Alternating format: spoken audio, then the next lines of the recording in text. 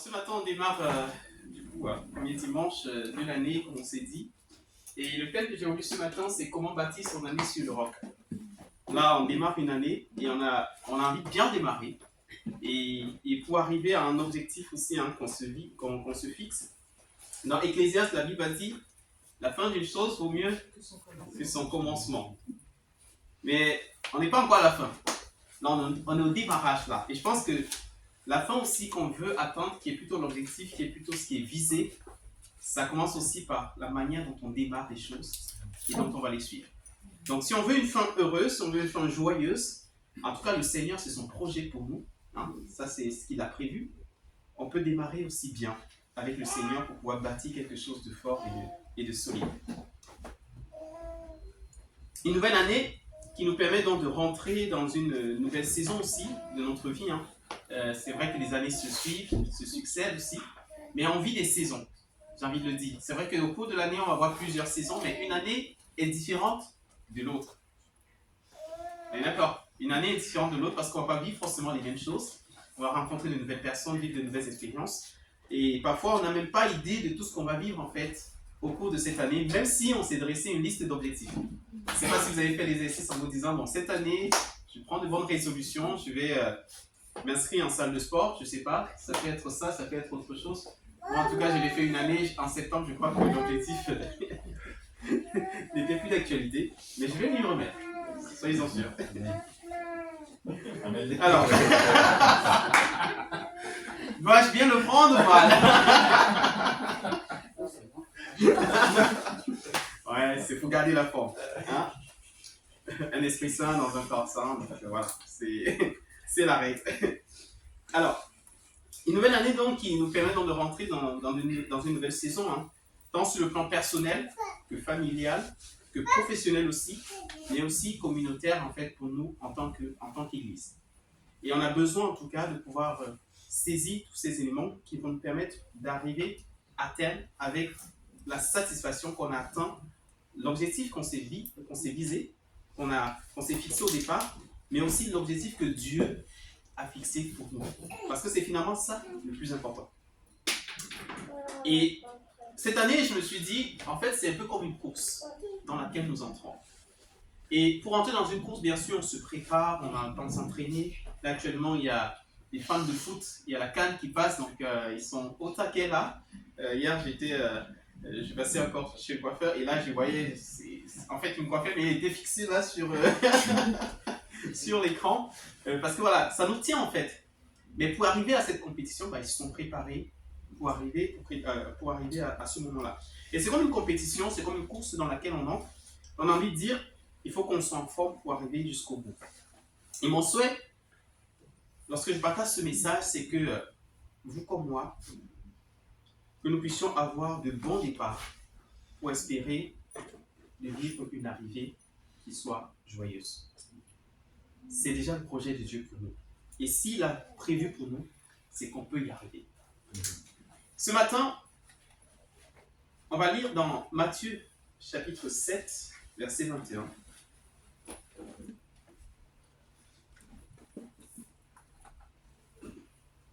Matthieu chapitre 7, verset 21 est écrit « Ceux qui me disent Seigneur, Seigneur n'entreront pas tous dans le royaume des cieux, mais celui-là seul qui fait la volonté de mon Père qui est dans les cieux. Plusieurs me diront en ce jour-là, Seigneur, Seigneur, n'avons-nous pas prophétisé par ton nom? N'avons-nous pas chassé les démons par ton nom? Et n'avons-nous pas fait beaucoup de miracles par ton nom? Alors je le dirai ouvertement. Je ne vous ai jamais connu. Retirez-vous de moi. Vous qui commettez l'iniquité. C'est pourquoi quiconque entend ces paroles que je dis et les met en pratique sera semblable à un homme prudent qui a bâti sa maison sur le roc. La pluie est tombée, les torrents sont venus, les vents ont soufflé et se sont jetés contre cette maison. Elle n'est point tombée parce qu'elle était fondée sur le roc. Mais quiconque entend ces paroles que je dis et ne les met pas en pratique sera semblable à un homme insensé qui a bâti sa maison sur le sable. La pluie est tombée, les torrents sont venus, les vents ont soufflé et ont battu cette maison. Elle est tombée et sa ruine a été grande. Après que Jésus eut achevé ses discours, la foule fut frappée de sa doctrine car il enseignait comme ayant autorité et non pas comme leurs scribes. J'aime bien déjà la fin. C'est-à-dire quand il dit, une fois qu'ils ont écouté ce que Jésus a dit, dans leur cerveau, c'était une comparaison en se disant, mais les scribes, en fait, ce qu'ils nous racontent, ce qu'ils nous disent, on ne sent pas ce qu'on ressent lorsque on écoute Jésus nous parler. Parce qu'il y a l'autorité sur la parole. Il y a une puissance dans la parole que Jésus pourrait proclamer. Alors, mon thème, c'est comment bâtir son année sur le roc. Bâtir une année sur le roc, il faut faire la volonté du Père. C'est la première chose que je vais souligner ce matin. Dans le premier verset, on le voit très clairement. Le premier verset qu'on a lu, lorsque Jésus le souligne, il dit quoi? Ceux qui disent Seigneur, Seigneur n'entreront pas tous dans le royaume des cieux, mais celui-là seul qui fait la volonté de mon Père. Là, l'objectif ou la finalité, c'est entrer dans la maison du Père. Mais maintenant, il dit pour y arriver, il y a une condition. Il faut que tu sois de ceux qui font la volonté de mon Père. Tous n'entreront pas dans le royaume des cieux. Alors que la course est lancée et qu'elle est en cours, Jésus précise déjà que tous les humains n'auront pas une fin joyeuse. On aura tous une finalité. On arrivera tous à destination. À une destination en tout cas, mais pas forcément la destination souhaitée. C'est pourquoi il dit tous. C'est pas tous ceux qui disent Seigneur, Seigneur qui entreront. Alors souvent, on se réalise aussi que parce qu'ils disent Seigneur, Seigneur, c'est parce qu'ils veulent aussi rentrer en fait dans la maison du Père. Mais il dit finalement tous ne vont pas rentrer. Parce qu'il y a une condition également qui est placée. Donc tous n'auront pas cette fin joyeuse qu'on souhaite avoir. Mais, et je me suis dit, mais pourquoi? Parce que finalement certains, parce qu'ils n'auront pas fait le choix qui leur a été proposé en fait, de tenir la main de Jésus et de rentrer dans cette maison. Et d'autres, parce qu'ils auront certainement choisi, oui, de vouloir rentrer, mais n'auront pas fait ce qui est nécessaire pour pouvoir y rentrer. Voyez, c'est-à-dire j'ai ce désir-là, mais je ne me donne pas les moyens d'y arriver. C'est comme si je me disais j'ai envie de prendre ma douche et que je ne me lève pas pour aller prendre ma douche. Ça ne va rien changer. Ça reste une idée en fait, mais je ne suis pas rentré dans l'action pour le vivre. Et Jésus est très clair sur la volonté de son Père. Pour mériter une place à ses côtés, il faut faire la volonté de son Père. Dimanche dernier, on pouvait souligner aussi la parole de Jésus quand il disait à Dieu le Père dans sa prière, je leur ai fait connaître ta parole. Je leur ai fait connaître ta volonté. Je leur ai fait connaître qui tu es.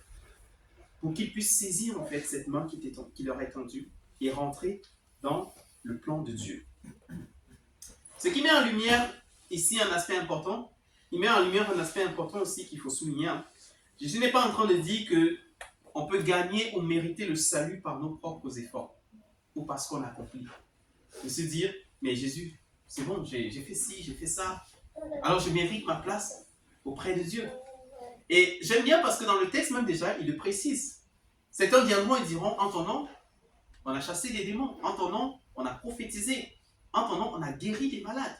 Mais il dira, je ne vous connais pas. En gros, ce qui est intéressant pour lui, dans ce démarrage, c'est pas de dire j'ai fait des œuvres, mes propres efforts. Mais Jésus, je suis bon, je fais du bien, je donne, je pardonne, j'aime. Mais il te dit, ça ne suffit pas, il manque quelque chose en fait à cela. Donc en gros, il n'est pas en train de nous dire, vous serez sauvés par vos œuvres. Et j'aime bien, c'est ce verset qui m'avait touché, en tout cas quand je suis venu à Christ, parce que j'avais un peu cette raisonnement-là, je me dis, ah non, ça va, c'est bon. Je suis quand même un enfant cool et tout, donc j'aurai ma place à côté de Dieu. Parce que je regardais en fait à mes œuvres. Et là, ça a été une claque quand j'ai reçu ce verset qui disait, dans Éphésiens 2, versets 8 et 9, c'est par la grâce que vous êtes sauvés, par le moyen de la foi. Ce n'est point par vos œuvres, afin que personne ne se glorifie. Et là, je me dis, mais Seigneur, tu veux dire que toutes mes œuvres que je fais depuis, j'amasse, ça vaut rien du tout. Ah bah oui, parce qu'il te manque quelque chose. Que tu saisisses la grâce et que tu viennes à moi par la foi. Et ça m'a bousculé. Et ça m'a fait me tourner en fait vers Christ, réalisant tout l'amour qu'il m'accorde. Les œuvres, oui, sont acceptables. Elles sont louables, mais à une condition. La Bible dit, la foi sans les œuvres est morte. Donc parce que j'ai la foi, parce que je marche avec Christ, j'aurai les œuvres. Mais il est hors de question pour lui de se dire, je donne des œuvres alors que je n'ai même pas la foi ni la relation avec Christ. Alors, pour faire la volonté de quelqu'un, il faut connaître quelle est la volonté de cette personne-là. Il dit, ceux qui entreront, c'est ceux qui font la volonté de mon Père. Ok, mais quelle est la volonté du Père? Et pour connaître la volonté de quelqu'un, il faut connaître cette personne, il faut discuter avec cette personne. En gros, il y a une relation qui est établie entre celui dont on veut faire la volonté et celui qui veut faire la volonté de ce Père. Et c'est ça qui va être important donc pour Jésus à ce moment-là. Quand il dit oui, je ne vous connais pas au travers de tous les œuvres que vous avez accomplis. Vous imaginez, quand je travaillais là, je me disais, mais Seigneur, j'imagine que toute une année j'ai travaillé, toute une vie j'ai travaillé, et que j'arrive devant Dieu et dit, José, je ne te connais pas. Ah mais ça c'est dur. Hein? Ah moi je ne vais pas arriver qu'on me dise ça franchement. Mais je ne sais pas pour vous. Mais moi en tout cas je ne vais pas arriver devant Dieu et qu'il me dit, José, je ne te connais pas. Et qu'ils disent même que, bon, il va pas me dire, je connais ton prénom quand même. Mais bon. Mais je ne te connais pas parce qu'il n'y a pas de relation avec moi. Et j'en dis, mais je veux que ce ne soit pas simplement à l'arrivée qu'ils fassent le bilan et qu'ils me disent, je te connais, entre dans la joie. Mais que ce soit chaque jour de ma vie qu'ils me le disent en fait. Que je sache que quand je marche avec Christ. Quand j'avance avec Christ. Je me laisse guider par lui. Et pas simplement par mon propre raisonnement en me disant, ah oui, qu'est-ce que peut faire un chrétien? Bon, aimer les autres, oui, c'est bon, je coche la case. Faire du bien, ah, je coche la case. Et me dire, avec tout ce panel-là, je suis chrétien. Mais en fait, Dieu dit non. Et il y a une relation avec lui. Une relation qui s'établit, qui démarre. Et ensuite, qui va se poursuivre au travers de tout ce qu'on va pouvoir réaliser et faire. Et c'est bien important parce que tant que la relation est établie, je vais pouvoir déceler quelle est la volonté du Père. Qu'est-ce que Dieu attend de moi? Qu'est-ce qu'il attend de moi pour cette année? En tant que père, en tant que mari, en tant que frère, en tant que sœur, en tant que femme, en tant qu'épouse, en tant que mère, en tant que chrétien. Qu'est-ce qu'il attend de moi cette année? Faire la volonté du Père. Ce qu'on a besoin déjà en ce début d'année, c'est de pouvoir déceler effectivement quelle est cette volonté du Père. Et parce que j'aurais décelé la volonté du Père et que j'aurais pris à cœur cela, et que j'aurais cette intimité avec le Père, je vais pouvoir vivre ce verset qu'on a choisi. Servir Dieu avec joie et passion. Et c'est ce qu'on veut faire. Servir Dieu avec joie et passion. Mais pour le servir, j'ai besoin de savoir aussi qu'est-ce que je dois faire, Seigneur, pour te servir. Où est-ce que tu m'attends? Qu'est-ce que tu attends de moi?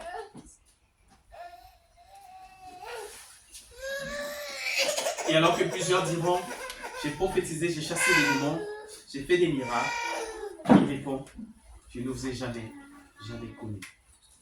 Et c'est bien dommage. Parce que notre objectif, notre souhait, c'est d'arriver et qu'ils disent, je te connais, une relation avec toi. Il y a ce maître qui en allant avait confié des talents à ses serviteurs. 1, 5, 3, 1. Et il dit, ok, je ne suis pas là pendant un moment. Je pars, je reviens. Et vous me diriez les résultats. Et on dit, celui qui avait 5 en a fructifié, 3 en a fructifié. Le dernier a dit, moi j'ai enterré ton talent. Parce que je te connais en fait.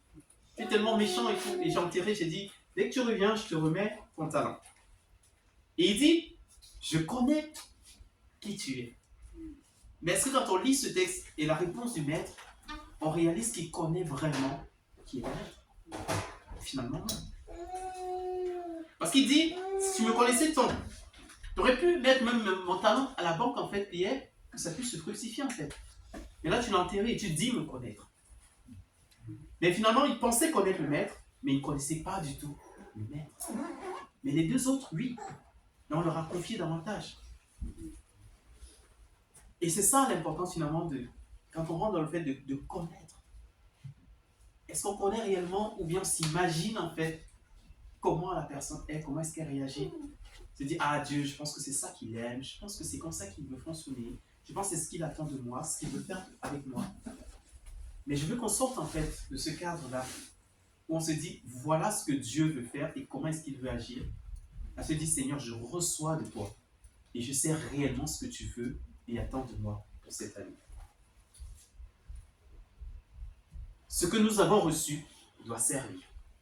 Et c'est ce qu'il n'avait pas compris quand il n'a pas fructifié.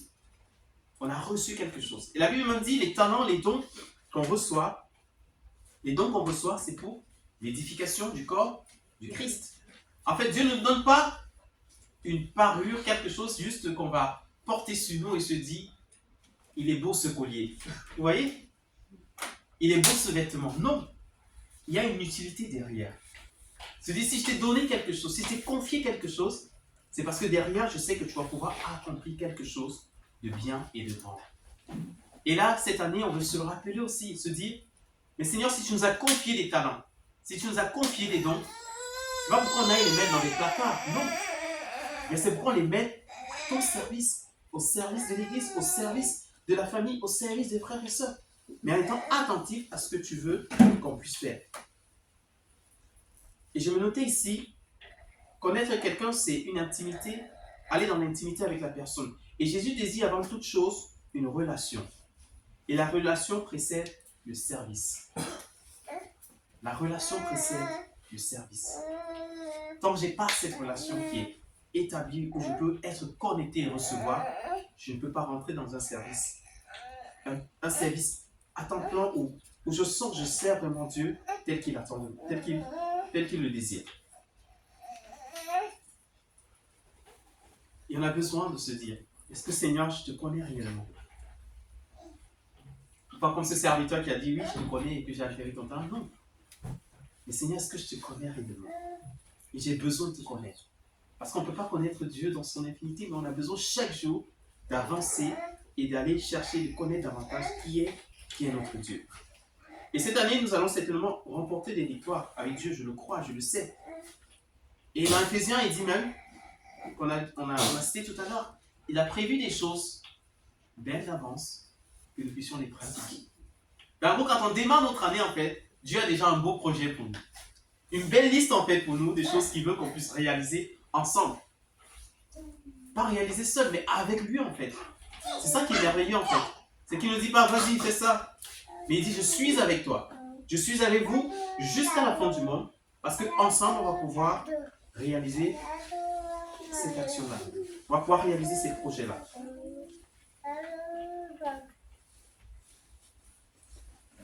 Alors, dans ma liste que j'ai établie, est-ce qu'il y a la part de Dieu dedans? Mais on peut encore la compléter. Et chaque jour, on peut la compléter. Parce que ce qui est beau avec Dieu, c'est qu'il nous fait passer étape par étape. Parfois, il ne nous dit pas tout d'un coup. Ah, sinon on aurait peur. Ils te disent, je vais t'envoyer dans telle ville parce que tu dois faire ça. Tu dis, ah Seigneur, non. Mais progressivement, il va nous amener à réaliser que c'est là qu'il nous attend. Ne pas négliger les dons qu'on a reçus. Ces merveilleux dons qu'on a reçus, qui nous ont été accordés, qui nous ont été donnés par Dieu. Afin de le servir avec joie et passion. Dans 1 Timothée 4, verset 14, il dit, ne négligez pas le don spirituel qui est en toi. Et il dit à Timothée, ne néglige pas le don spirituel qui est en toi, qui t'a été donné, qui t'a été conféré. Ne néglige pas ça, mais mets-le au service pour agir fidèlement selon ce que Dieu a placé dans ton cœur. Et dans 2 Corinthiens 6, verset 1, nous vous exhortons à ne pas recevoir la grâce de Dieu en vain. Ça m'a marqué quand je l'ai lu encore. Je me dis, Seigneur, cette grâce que tu m'as été accordée, qui m'a été accordée, je ne veux pas la recevoir en vain. Elle est nécessaire et utile pour quelque chose de grand, de bon et de bien. Et la parole le dit aussi, On n'allume pas une lampe pour la couvrir ensuite. Non. Mais si on l'allume, c'est pour la placer très haut, afin qu'elle puisse éclairer. Alors cette lumière, cette grâce qu'on a reçue, ces dons, ces talents que Dieu nous a donnés, c'est qu'on puisse les mettre également au service dans cette année qui démarre. Servir l'Éternel avec joie et passion. À l'heure de son départ, Jésus dira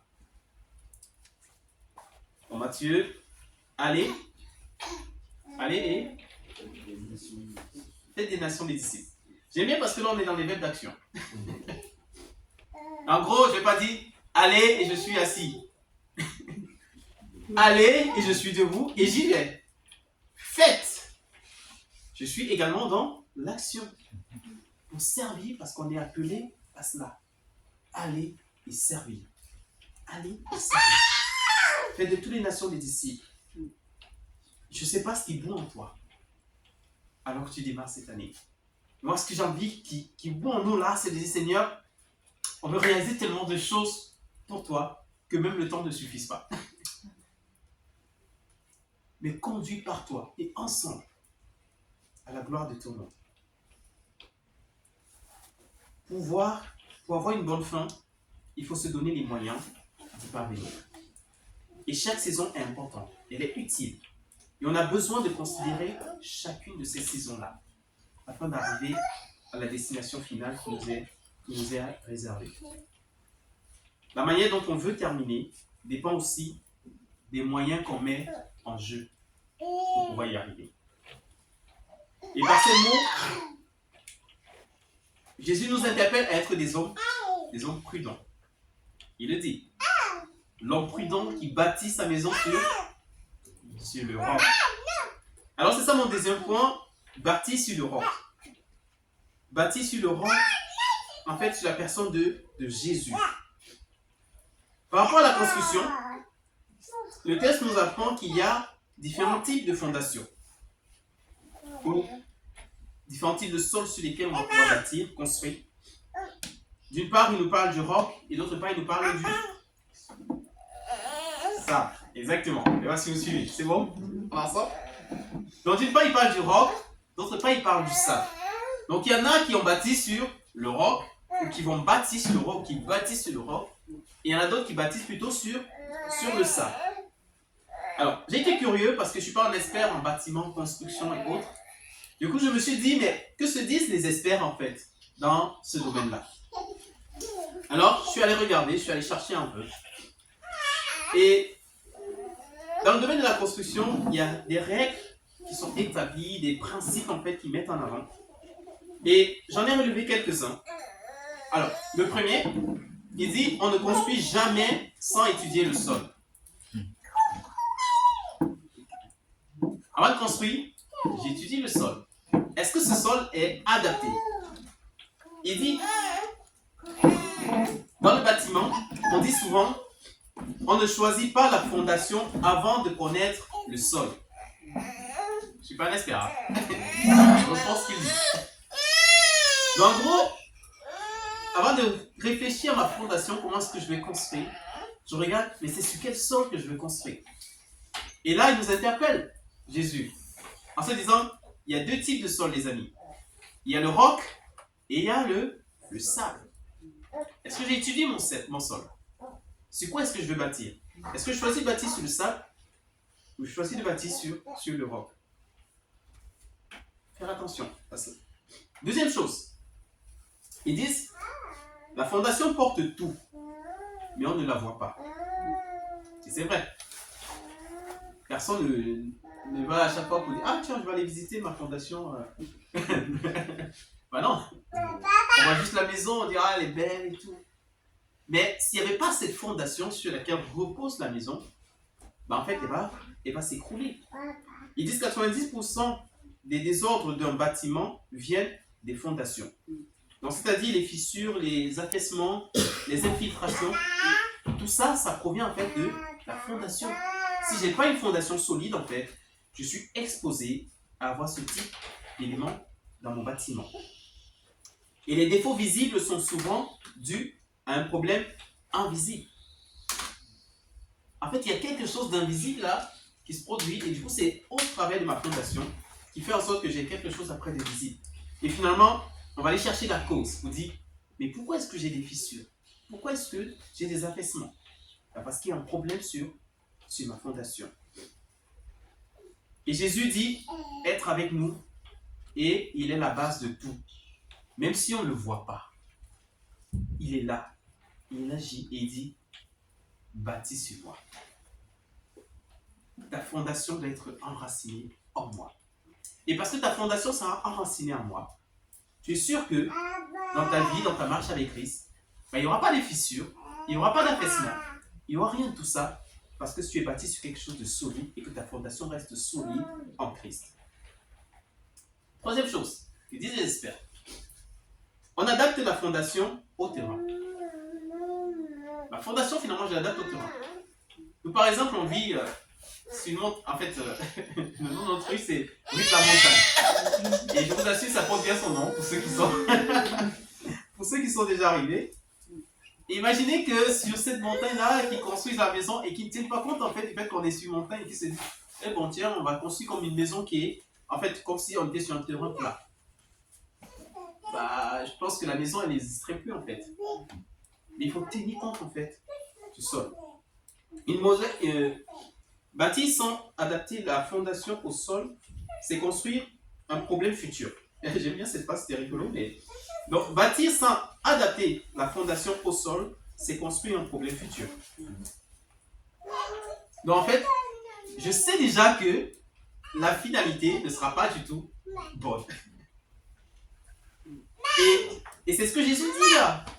Il dit, mais ils viendront, ils me diront, en ton nom, on a chassé les démons, on a guéri les malades, on a prophétisé. Et il dit, les amis, bah, je ne vous connais pas.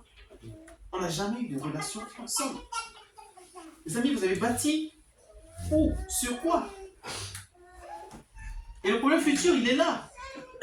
Et moi, je veux pas qu'on arrive à ce futur en se disant, mais on avait bâti sur quoi? Mais que la question se la pose aujourd'hui. Se dire, sur quoi est-ce que je bâtis? Une autre idée, il dit, un bon matériau ne compense pas une mauvaise base. J'ai dit, mais c'est tellement spirituel, quand tu fais le parallèle, c'est tellement profond en fait, tout ce qui est dit. Même si je m'arme en fait de toutes ces œuvres-là. Ah Seigneur, je fais ci, je fais ça et tout. Il me dit, ça ne va rien compenser si la base n'est pas là. Et ce que Jésus va dire encore, je ne vous connais pas. Parce que oui, la base en fait, elle n'est pas là. Il n'y a pas de relation déjà avec nous, avec moi. Et s'il y avait cette relation, oui, je te connaîtrais. Une mauvaise fondation fera échouer le projet. Les professionnels disent clairement, on peut réparer un mur, pas une fondation, sans tout reprendre. Mon mur, oui, je peux le réparer. Parce qu'il y a un problème dessus. Mais ma fondation, je ne peux pas. À moins d'aller tout casser et de tout reprendre en fait à zéro. Et je pense que c'est ce qui se passe au moment où on décide de marcher avec Christ et où on donne notre cœur à Jésus. On casse tout en fait. Parce qu'il vient tout bouleverser. Tous les raisonnements qu'on avait, voilà, il vient changer tout, du tout au tout, pour rebâtir quelque chose de neuf sur un fondement solide. Et une dernière, la cinquième, qui dit « Le temps révèle la vérité des fondations. » Le temps révèle la vérité des fondations. La fondation est éprouvée par le temps, pas par l'apparence. La fin de nos œuvres, tous nos œuvres seront éprouvées. Ce texte, en fait, je ne sais pas s'il nous rassure, s'il nous encourage quand il nous dit « Le vent est passé, la pluie est passée. » En gros, ce qu'il est en train de te dire, c'est que dans ta marche avec Christ cette année, bah, tu auras le vent, tu auras la tempête, tu auras la pluie. Les difficultés, tu en auras. Les défis, tu en auras. Mais ce qui va te rassurer et te permettre d'avancer, c'est parce que tu auras mis ta fondation en Christ. Et c'est ça qui va te donner de tenir. Ensemble, qui va nous donner de tenir. Parce qu'on a décidé de bâtir sur le roc. Oui, le temps va révéler la vérité de la fondation. Et je crois qu'on va s'appuyer sur Christ. Et parfois, on peut se dire, mais oui, on a essayé, on a fait des choses, Seigneur, on ne voit pas le résultat d'année en année. L'année dernière encore, cette année encore, on ne voit pas. Mais parfois, il y a des choses qui se passent, mais on ne réalise pas. Et il y a l'édifice qui se construit au fur et à mesure. Jusqu'à ce qu'on dise, mais Seigneur, donc c'était ça en fait. Mais je ne réalisais pas, je ne voyais pas les œuvres, je ne voyais pas les fruits. Et je peux dire, on peut s'appuyer encore sur Christ. Et croire que chaque chose, chaque pierre qu'on dépose, c'est en lui. Et on construit quelque chose dont on ignore même le résultat. Et parfois on peut prier aussi, dire Seigneur, révèle-nous. Où est-ce qu'on en est? Où est-ce qu'on en est dans cette construction? Alors il nous a parlé de l'homme prudent. L'homme prudent, il n'est pas quelqu'un seulement de réfléchi, c'est une personne qui est également à l'écoute de Dieu, qui discerne sa voix, qui discerne sa volonté, qui agit au bon moment et choisit la vie au Christ. Et la Bible nous donne aussi des conseils. Dans Proverbe 9, verset 10, le commencement de la sagesse, c'est la crainte du Seigneur. Écoutez premièrement Dieu. Proverbe 12, verset 15. Celui qui écoute les conseils est sage. Écoutez avant d'agir. Écoutez les conseils de Dieu. Qu'est-ce qu'il nous dit? Qu'est-ce qu'il veut nous révéler?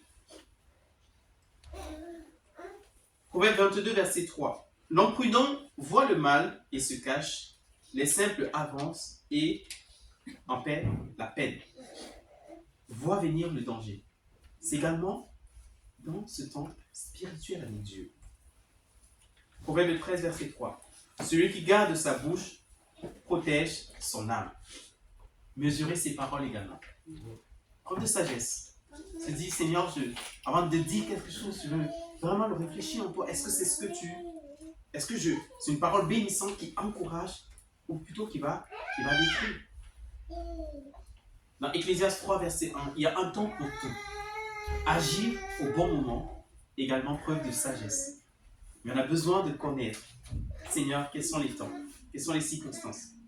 Matthieu 7, verset 24. Celui qui écoute mes paroles et les met en pratique est comparable à un homme prudent. On vient de dire. Un homme prudent qui bâtit sa maison sur le roc. Qui écoute, qui obéit. Et là, on a l'aspect sur l'obéissance en fait. Matthieu 25, verset 4. Les sages prient. Les sages-femmes, quand ils parlent des sages-femmes, en fait, ils prient de l'huile en réserve. Qui sont également prudentes, en fait, dans ce temps de rencontre avec le Seigneur. Et je me disais au final, avec tous ces éléments-là, être prudent, c'est marcher avec Dieu. Marcher avec Dieu. Et je souhaite que ce matin, nous soyons des hommes et des femmes prudents, qui bâtissons sur le roc, qui avons cette relation avec le Seigneur, qui sont à l'écoute, attentifs à ce qu'il veut, ce qu'il attend de nous, afin que quand l'épreuve viendra, nos œuvres ne puissent pas chanceler. Et que Dieu ne te dise pas, mais en fait, je t'ai jamais connu. Non. Mais Seigneur, je veux marcher avec toi. Je veux avancer avec toi. Et ça m'a rappelé un épisode dans Exode, Exode chapitre 33. Vous savez, quand Moïse conduisait le peuple en terre promise, à un moment donné, il est allé à la montagne pour prier. Il a duré un peu. Et du coup, ils se sont dit, on va se fabriquer un Dieu, un veau d'or. On va adorer et dire c'est lui qui nous a sortis d'Égypte, à qui on va offrir des sacrifices. Et quand Dieu a vu ça, il sera peiné. Il va plus dire mon peuple, il va dire à Moïse ton peuple. Va regarder, va voir ce que ton peuple fait là-bas. Et à un moment donné, voilà, il y aura un temps de repentance aussi. Et ensuite, Dieu va dire la promesse que j'ai faite, je vais l'accomplir. Je vous donnerai la terre promise. J'enverrai un ange qui marchera avec vous. Jusqu'à ce lieu. Et j'aime bien verset 12, Exode 33, verset 12. Moïse dit à l'Éternel, voici, tu me dis, fais monter le peuple et tu ne me fais pas connaître qui tu enverras avec moi. Cependant, tu as dit, je te connais par ton nom et tu as trouvé grâce à mes yeux. Maintenant, si j'ai trouvé grâce à tes yeux, fais-moi connaître tes voies, alors je te connaîtrai et je trouverai encore grâce à tes yeux. Considère que cette nation est ton peuple. L'Éternel répondit, je marcherai moi-même avec toi et je te donnerai du repos. Moïse lui dit, si tu ne marches pas toi-même avec nous, ne nous fais point partie d'ici. Comment sera-t-il donc certain que j'ai trouvé grâce à tes yeux, moi et ton peuple? N'est-ce pas quand tu marcheras avec nous et quand nous serons distingués, moi et ton peuple, de tous les peuples qui sont sur la face de la terre.